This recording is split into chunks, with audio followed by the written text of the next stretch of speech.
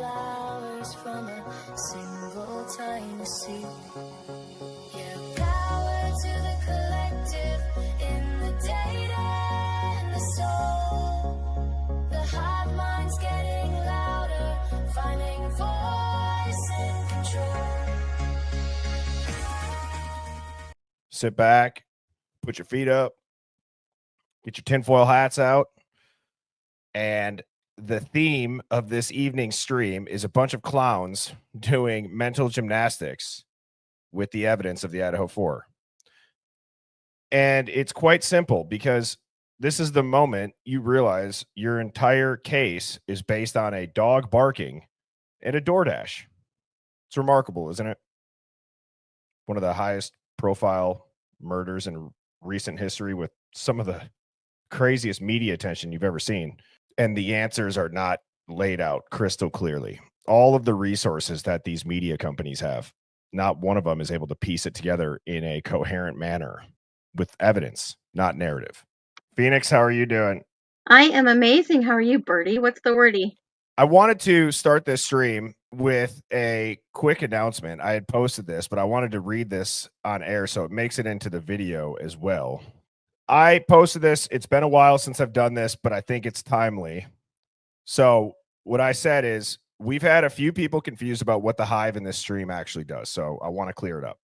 For anyone new here, firstly, welcome to the Hive Mind. Truly believe this is the best live stream chat on the internet, and it's because of all of you who are here and tuning in every night. I go live at 7 p.m. Central each weeknight and on Sunday nights.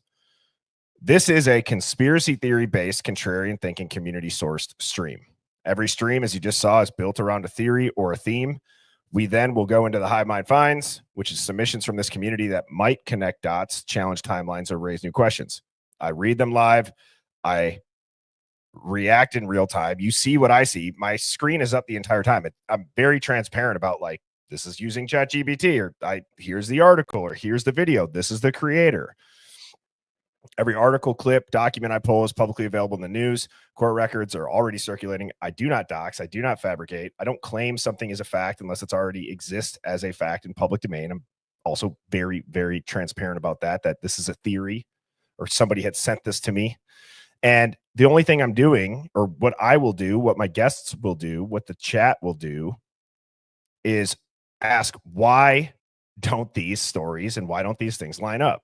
And then I give a theory, which is backed by looking at the evidence through a different lens, pattern recognition, and, believe it or not, the freedom to think out loud.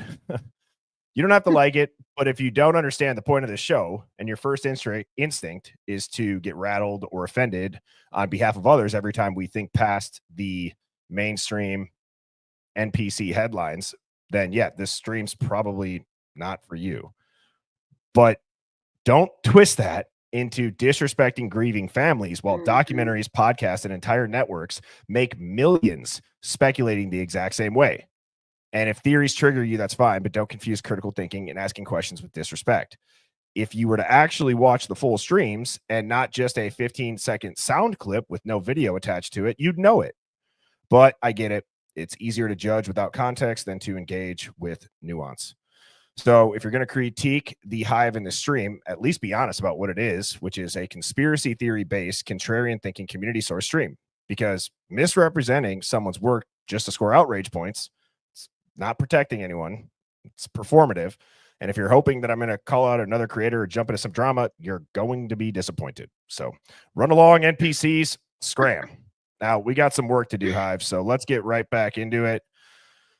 As a reminder, the Hive Mind merch is on birdiebombshell.com. I have a Substack and a Discord link, as well as my TikTok in my YouTube bio. So click subscribe, click more, scroll down. You will see them all down here.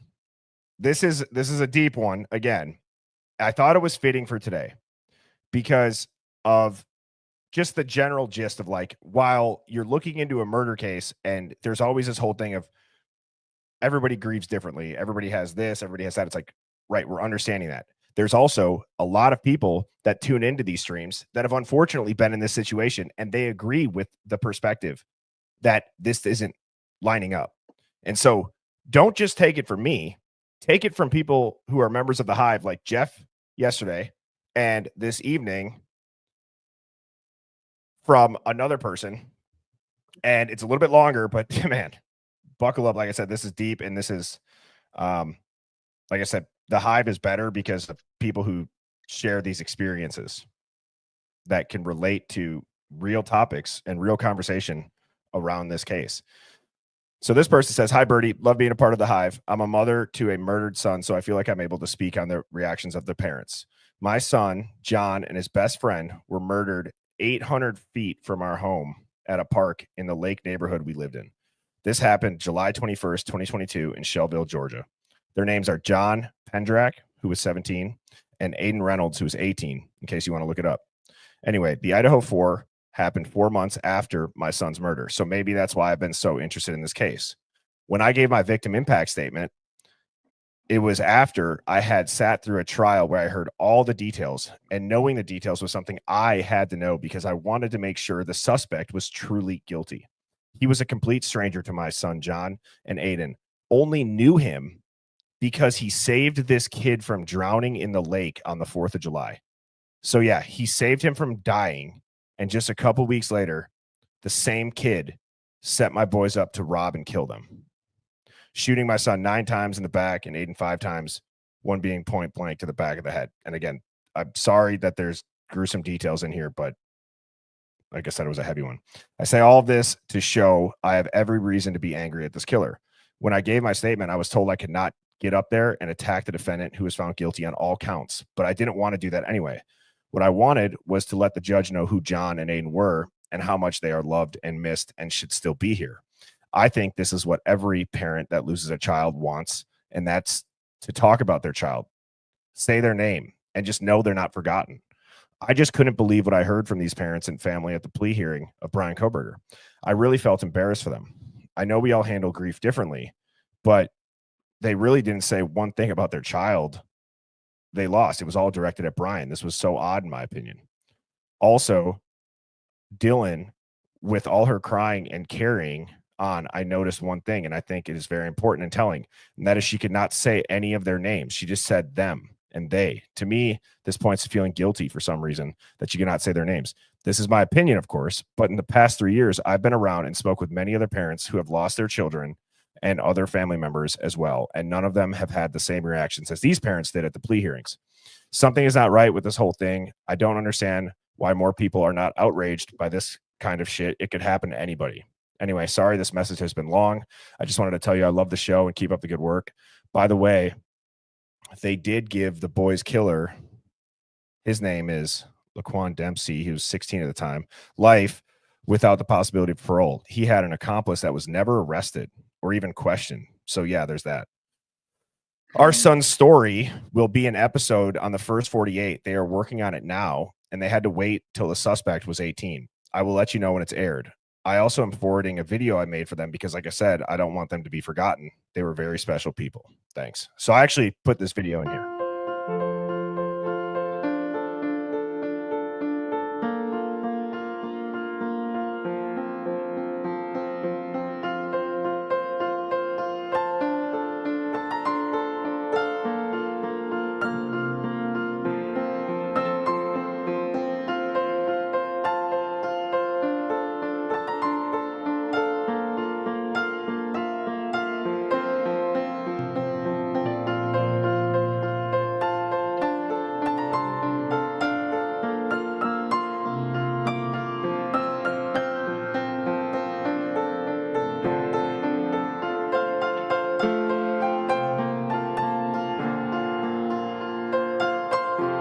Again, there are people in the Hive that make the Hive a better place and a better chat and a better stream because they're able to share this perspective. So thank you to everybody who has sent a Hive Mind find. birdieBombshell00@gmail.com is how you would submit that. So these comments too, I mean, it's crazy. And I don't know why the last 2 streams I felt compelled to share those stories, but when I read them, Phoenix, it just hits me. It's just like, it's crazy that people feel comfortable enough to share that. And I feel like it should get the showing to the Hive that it deserves. let's just go back and let's just talk about 5 simple questions that have 0 answers. In any homicide case, especially one with this much national attention, these 5 questions are the bare minimum of what you would expect to have answered. The fact that none of them are resolved and that core narrative pieces were walked back should deeply concern anyone who cares about justice, truth, and how cases are prosecuted in America. Whether there was clear proof of a specific motive, because we knew it wasn't legally required, and practically speaking, we knew it wasn't something that we possessed that we could give to the jury without speculating. And I'm sure as heck not going to stand in front of a bunch of 12 jurors and start speculating. We're going to give them the evidence. And the evidence in this case, what you heard at the time of his guilty plea back on the 2nd, that evidence was compelling, and it showed his guilt without having to worry about motive in a human sense. Did he say anything when he was arrested? Yeah, so Brett and myself, and members of the FBI, we traveled back to Pennsylvania. We were there, and I know they hit on it earlier, but I'd be remiss without talking How about odd. the cooperation and the support that we had from them was absolutely incredible. From the time that we got on the ground with the Pennsylvania State Police and with the FBI back there, it was unbelievable. Anything that we needed, they were there to facilitate it. So we helped to shape what that looked like, what the arrest looked like, what took place once they hit the house on the search warrant and he was taken into custody. Brett and I were at another location, a barracks of the Pennsylvania State Police.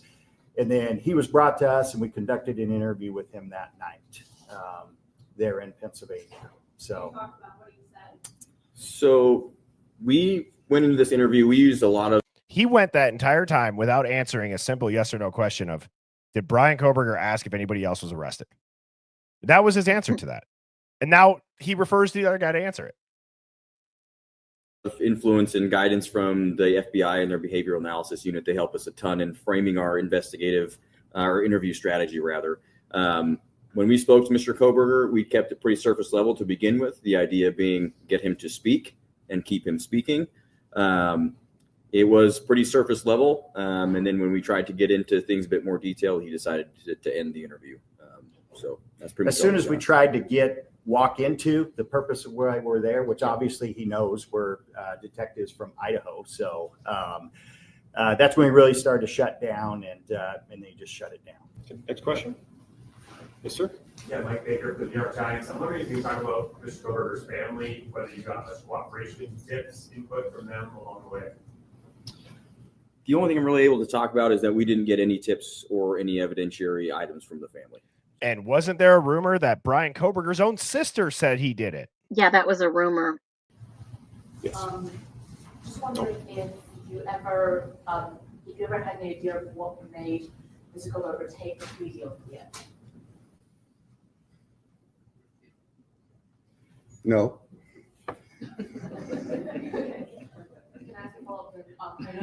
That was a short answer. You probably have time for a short follow-up. Can I also ask a follow-up to the investigators? I know there's some reports that there was. Again, it's just odd. Like, I understand this is over, but it's like, dude, there's still 4 people that are dead, and then there's somebody who just got sentenced to life in prison. And from the second he was asked that question, look at how he walks up to the thing. No.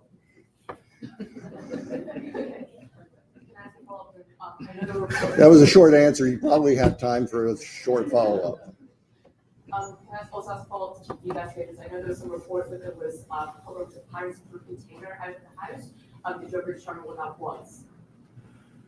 No, and the belief was in the one surviving roommates in her statement, and that's out there, was that she observed something in his hand when she saw him, but we don't know what it was. Cool. You had an expert who was going to testify about him cleaning something off of his work computer, some software experts. Was there any evidence that he had tried to wipe anything from his phone, software-wise? The Barnhart, I believe, is the Yeah, and so this kind of goes into the connection to the victims as well. That's a similar question. We had the world's foremost experts on this look into it, and there was evidence that he had used software to wipe many of his devices relatively effectively. So there wasn't much evidence obtained after that. Here's what I want people to realize about that wiping the computer. If you wipe your computer, where's the context? Was it after he got arrested? Well, how would he have been able to do that? And wiping your computer or clearing your computer or doing your history, whatever it is, you could speculate on if that's guilt. But what I want you guys to take away from that is the evidence part. He was saying there was not any evidence on it. Wiped or not. Okay, so if you can't see the evidence, there's no evidence at the end of the day. I think he had one active phone, but I don't remember, so don't quote me if he had. And now they talk about the phones. Well, he had one active one. I don't remember.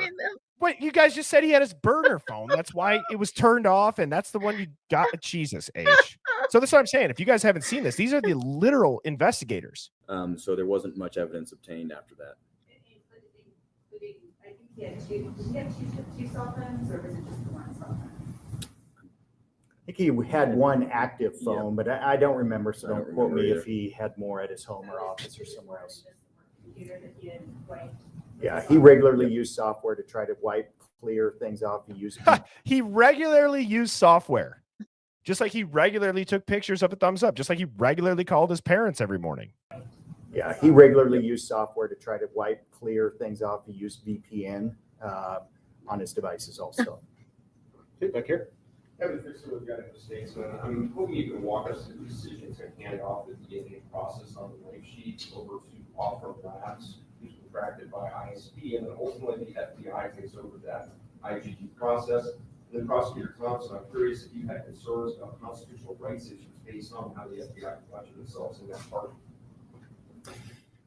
I'll start, and I'll just speak briefly to, when we were notified that we had a DNA from the knife sheath, and it was a single source male DNA, touch DNA, then we knew that we had capabilities to take that further. So you're correct, the Idaho State Police has a contract with Othram Laboratories in Texas.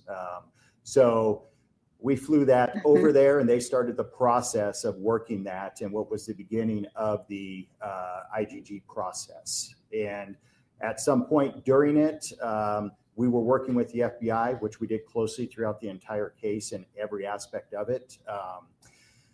We talked and met with them, and they had further resources and some capabilities that we thought may get us somewhere quicker. And so we made the decision to then shift that to the FBI and continue that process there. So they were able to essentially, yes, constitutionally violate it, but they brought it internally to the FBI to do that process and those capabilities that they were able to do to save time. And it wasn't a targeted attack. And they told people from the first press conference 4 days after the murders that it was targeted. The community is safe, although we don't have any answers. I just don't understand that. Why would you rush through that process? And as to your question about legal concerns, my simple answer is no. I didn't have legal concerns about how the FBI conducted their IgG investigation. I know that was the subject of lengthy, detailed, painfully detailed motions and briefing, and Mr. Nye rose to the occasion and was able to address all of that. But is this some sort of inside joke like we talked about? Like, what the heck? Detailed, painfully detailed motions and briefing, and Mr. Nye rose to the occasion and was able to address all of that. But in the end, it's simply no different than sending somebody undercover into any place to gather information. And I was not concerned about the legality of it. And the judge came through and made the right decision that there was no violation of the defendant's rights or anybody else's rights. Had he not left the knife sheath behind, would you have been able to track him down? We've talked about this ad nauseum. The answer is yes. Through the car, most likely. We had some amazing people going truly line by line over tens of thousands of white Hyundai Elantras. So we believe we would have got to it through that avenue. The time frame for that is uncertain. It could have been a week later, could have been 2 months later. We just don't know. We would have found him. We would have found him. there's a lot of questions in regards to that initial window. Brett and I made the decision on what that window was, even though the experts were saying there may be more years that match it. But the simple numbers that we began to look at were astronomical, of thousands and thousands, tens of thousands of these vehicles. So we chose to try to narrow it and start smaller. And then as we had to, we were going to open that up. But we both believe we would have gotten him through the car eventually. A question for Mr. Thompson. Amanda Rowley with Current 2. It appears that the plea deal, it felt a bit rushed. So the question is, why did it happen so quickly, considering some of the families were against it? And also, the Mogan family at the plea hearing mentioned saying that this is the best possible outcome. I'm just wondering, do you agree with that, or would you like to have seen a different outcome? Well, I think we agree with the Mogan family. Our decision was that this is the best possible outcome, all things considered, and factoring into that the defendant was prepared to plead guilty as charged. Now, if that hadn't been a factor, we'd be picking a jury for trial starting right now, or starting this week. What was the first part? Why was this so such a quick? It felt rushed. So why did this happen so quickly, even though the family? No, I hear you. The process moved quickly. There was no doubt about it. And like I outlined for the court earlier today, things changed dynamically the week following the June 18th hearings on the defense motion for a continuance and the alternate perpetrator motion, where Judge Hippler made it very clear that the defense was not going to prevail on either of those. And so the reality of trial was there, and there was nothing else in its way. We were continuing to prepare for trial. We had been doing that for months. And as I mentioned, that's me bringing Mr. Hurwitz in to help us, because the Attorney General's office was not able with the manpower to help us all the way through trial. We were ready to go. When we were approached by the defense about the possibility of a plea, our first question was, is your client prepared to plead guilty? And it took them a little while to give us that answer. In the meantime, we reached out to the families. And we talked to the families and we solicited their input, and we considered that in making our decision. The fact of the matter is, and I think Judge Hippler commented on this back on July 2nd when we were in court, is that the logistics of the upcoming trial, with 10,000 prospective jurors being summoned in, the court staff making arrangements and preparing to process that part of the case, dictated that if the case was going to resolve, it needed to resolve quickly. And so that kind of drove the pace over that weekend, the last weekend of June. At the end of the weekend, when we understood from the defense that the defendant was prepared to plead guilty, the court was notified the next morning, and the court wanted to move quickly to get a plea done on the record if it was going to be done, and if it wasn't, so we were not interrupted in our trial preparations. In the sentencing, he said specifically the defense approached them, and that's not how it works. You heard Allie. Allie was on your live. I mean, the power is held by the prosecution. The prosecution's job is to prosecute their case. So they hold the keys to the kingdom. Had said prior, right, with the jury as a factor. Yeah, the practical aspect is that the trial machine was running, and if it was going to be interrupted, that had to be known as soon as possible. I think that's the fairest explanation. Okay, question here. I just had a question about when you're looking into Kohberger's past. Was there any early signs of trouble, or what did his background look like? Well, we can't go into his younger years. I believe that's actually still under seal. Correct me if I'm wrong. But what I can tell you is the thing. Why would Brian Kohberger's childhood be under seal? Why can't you find anything on the internet of his childhood pre-2015, really? A couple photos, Remember what Scott Payne, who was the undercover FBI agent inside of the white nationalist biker gang, what he Yeah. talked about, what they can do with making sure you don't get found out who your real identity is? He was Scott Calloway undercover. His real name's Scott Payne. And he said, I said, so what does that mean? They'll scrub stuff? And he goes, way deeper than that. Like way, Oh, yeah. way deeper. That's what this sounds like here. Yes, Erase you were ever born. exactly. Things we do know about him was that his education led him down a path that was very much focused on forensics, crime scenes, that sort of thing. So that was really what we focused on in his background, is what led him down this path. How may he have prepared for this? And I think that was a big component of that, was just his schooling and his choice of potential future profession. So what Detective Payne just said. Documents under seal involving Mr. Kohberger's background, they may or may not be released down the road. I can tell you that there is no evidence of any criminal history of any significant nature. There was no evidence of a history of violence. There was no evidence of a history of a factual predisposition to do the crimes that he committed here.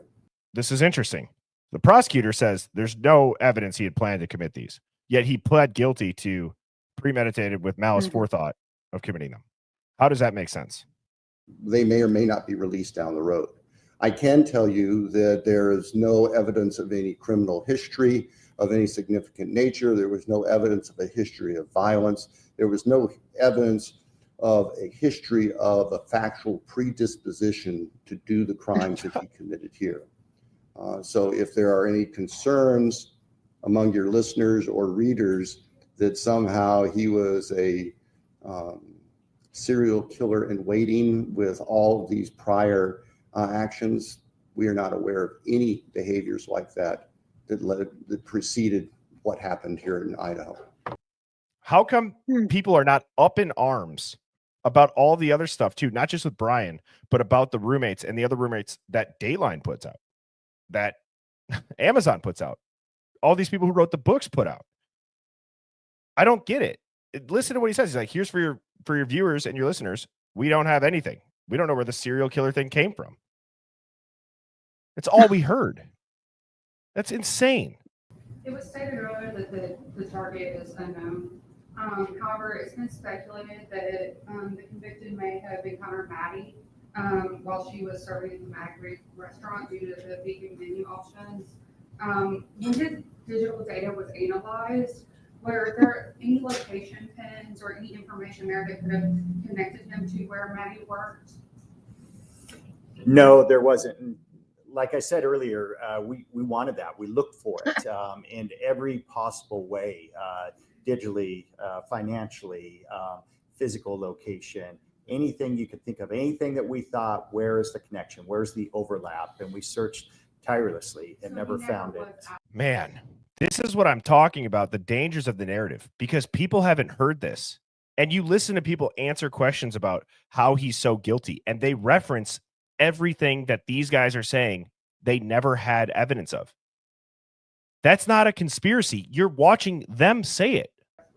I can't say that he was never there at all, but we never found any evidence at all from interviewing everybody that we possibly could, talking to every person that would have that information to be able to show that he was there or that there was a connection through the restaurant. When you mentioned, like, obviously he followed this line of interest in his studies, did anything in your investigation indicate that that was chosen as part of a planning process as opposed to just an area of interest? There was nothing aside from, we have some of his coursework where he did, a crime scene recreation, that sort of thing, but it was all part of his studies. So I don't think that any of us attributed that to a planning process per se. Certainly it was a learning process, but whether or not it was a planning process ahead of what he did, we'll probably never know that. Yeah, and I would say we didn't find anything that would be any different than a student similar, a different student in the PhD program. Just to clarify, what is criminology? Criminology is the study of behaviors of criminals, how they think, why they think this way, how they do things.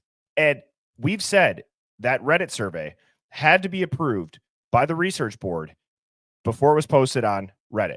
Now that survey has been taken down and it was flagged, but if you go to the archive, I don't know if it's still up. I'm almost positive that there was a link that you would click to fill out the actual survey if you were interested in taking it. So yes, the questions were written in the thread, but if you actually wanted to take the survey, you would click a link and that link would go to the university's website where they would then fill it out in a portal. Correct.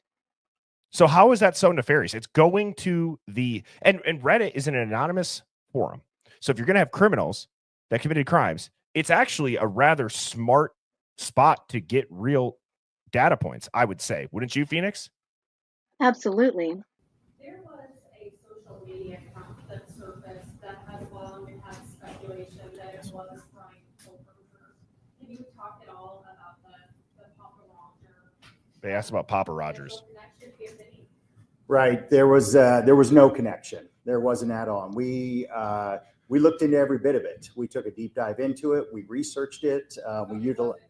It was not. It was not. Thank you. We can cut that off. Is it possible that there was a second murder weapon used? They said, is there a second murder weapon? Is it possible? All the evidence shows and tells us that he used a knife, a K-bar knife. And that's a weapon we believe was used to commit all the murders. Here? It sounded like the Gonzalez family said that there was a second weapon that was used on Kaylee Gonzalez. Can you confirm? He said that the G family said there's a second weapon used on Kaylee. Can you confirm?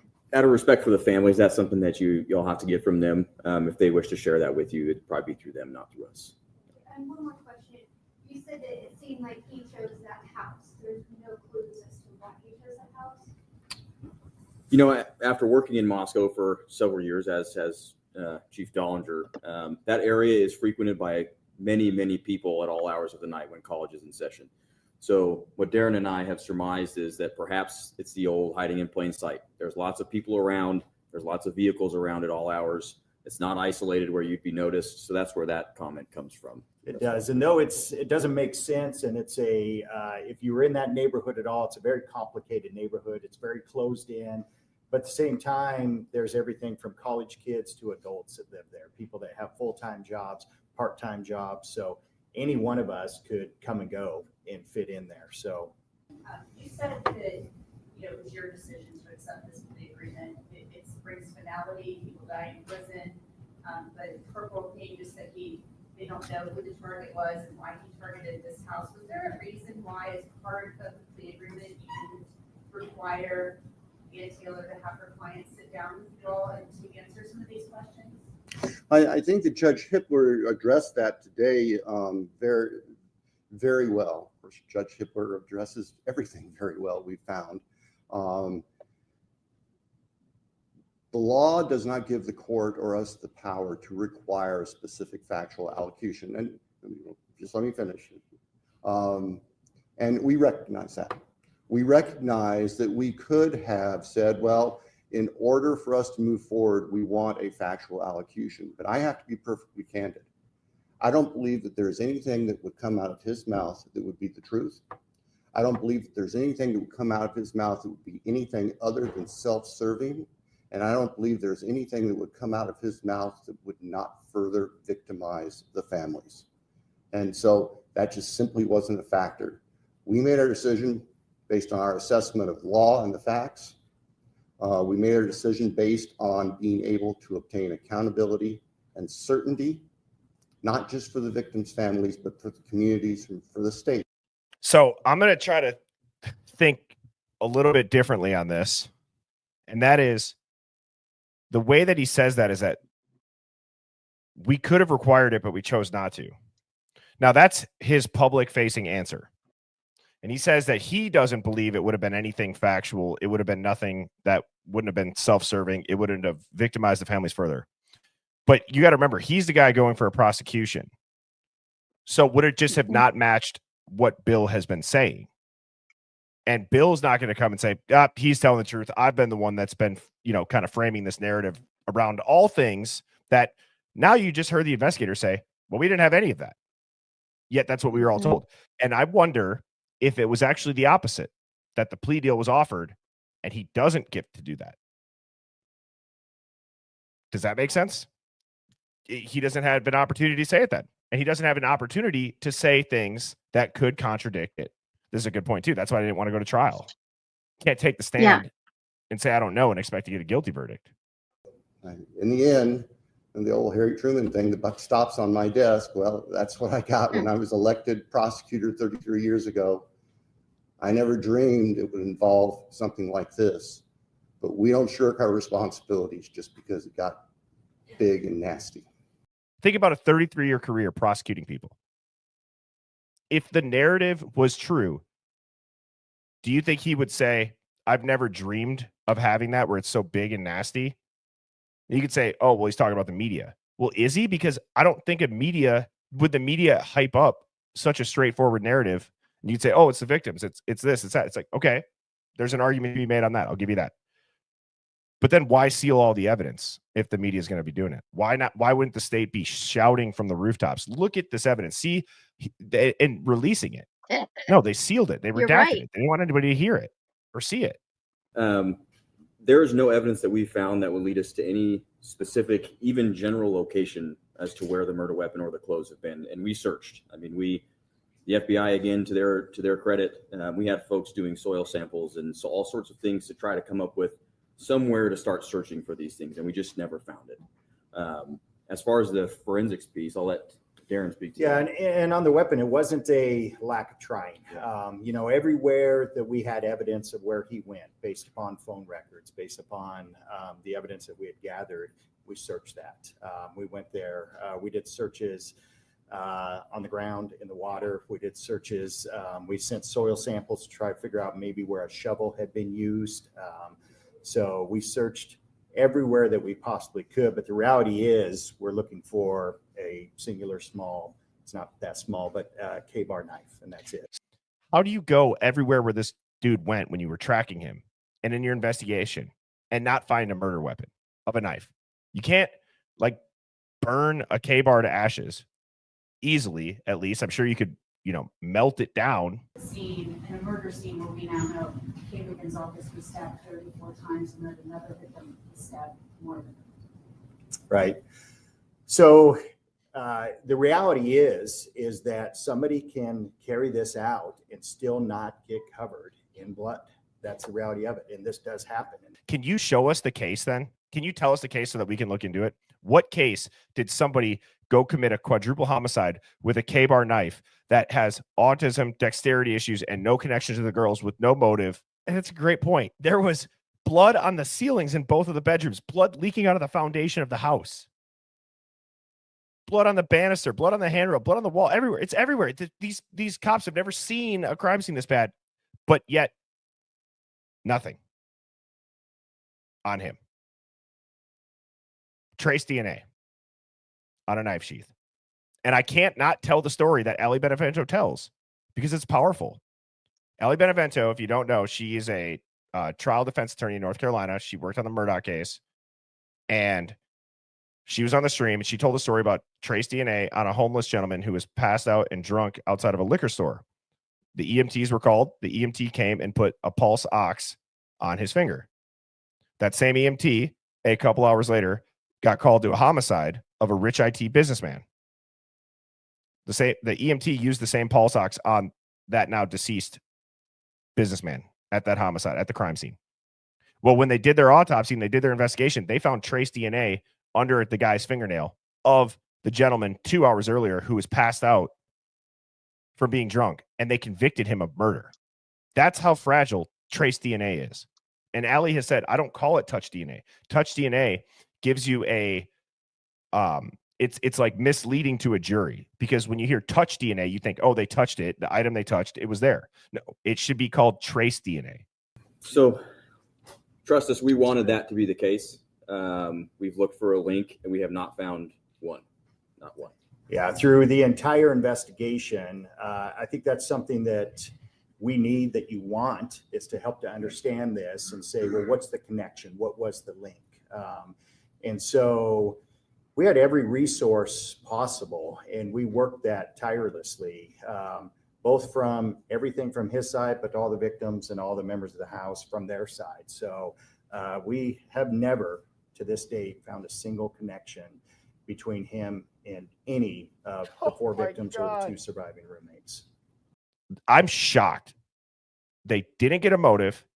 There was no connection to the girls, not on social media, not financially, not at the Mad Greek restaurant. They never found evidence of any DNA on his clothes. They even took soil samples from a shovel. They went everywhere where his phone was. He didn't have a burner phone. They didn't find any evidence of that. They didn't say that his criminology background or anything was suspicious, as if we've been told that he was obsessed with serial killers. They're saying all of this. So I wish that people would watch this. And this is the questions that we're asking are confusing people because they're not seeing this. We are looking crazy by asking questions because they're not listening to what the investigators are saying. They're coming out now and they're saying, we don't have any of this evidence. Bill Thompson's saying it. Investigators are saying it. They're not going to tell us about Brian Kohberger's childhood? What? Why? How is that even relevant? Why would that be sealed? It's just insane. They're distancing themselves. So when you look at those answers that they just gave to very simple questions, they didn't have it. They didn't have an answer to simple questions even. So then you have to start to wonder, well, why did the narrative push answers to those questions that they didn't have? That's where I go and I question, well, here's a theory on maybe there was an ongoing investigation or a parallel investigation. Was it a sting operation? Was it a parallel investigation into trafficking and drugs? And if there's a parallel investigation, you have to understand the feds and the people that would do those, they're not stupid. They are very, very smart people. They know how to run these operations. They know how to make it look to the public. And it's also, again, while yes, maybe I've said WITSEC, maybe I've said PSYOP, maybe I've said ritual, we've tried to say and find ways and look at theories of how did this actually happen if we go with what they're telling us, how did it happen? And you can't even take the narrative for what they've told us actually happened. Do you guys realize that? You can't even take the narrative or the evidence for what we've been told. The investigators just said they don't have that. Do you guys realize how big of a deal that is? What we have been told about the case, the investigators just said they have none of it. So where I'm going is this, how dare you speak about this, like, you know, this case routine? It's the most pathetic attempt of self-censorship I've ever seen. The Idaho 4 case is literally the most dissected, debated, and commercialized murder case in the world right now. There's documentaries, podcasts, bestseller books, nonstop media coverage. But the second that somebody questions outside the script, suddenly it's the families are grieving. You need to stop. Again, I'm showing you the videos of them admitting that they don't have any of the evidence, and that still won't be enough. That's coming from the prosecutor and the investigators. They just admitted they don't have any of the evidence that we were all told in a narrative for years. Not only do they not have the evidence, Correct. They don't even know what to say, how to answer it. We don't know. We found nothing. There was nothing. And I want you to answer this very simple question. Why the hell would Brian Kohberger take a plea deal? Why would he ever take a plea deal in that situation? And then you would say, well, why the hell would Brian Kohberger ever agree to that plea deal? Who the hell says that they're guilty when they're not? You have to understand there are legal ways. As I had Ali Benevento on stream, so don't just take it from Birdie. Go listen to the stream with Ali Benevento, top lawyer in South Carolina. Explain in detail. She knocked it out of the park on how Brian has legal things that he can still do, no matter what his plea agreement says.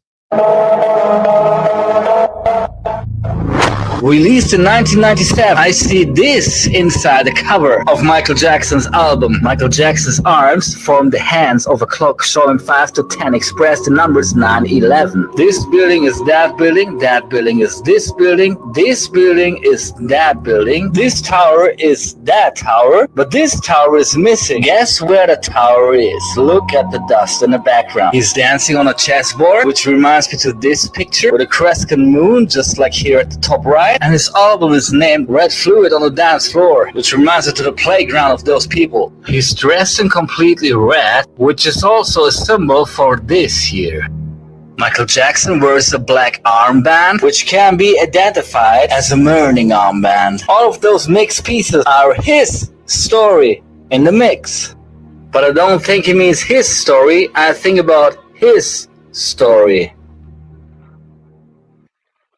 Damn. That is wild. He's got some great videos. Makes sense. I remember when I saw it, I was floored.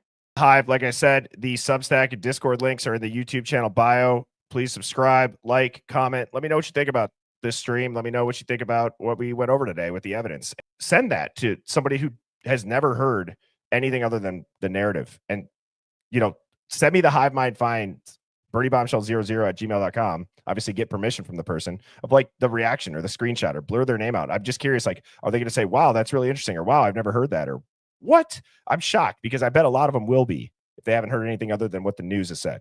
I will be back on tomorrow with Devil's Advocates at 7 p.m. Central, and I will see you there, Hive.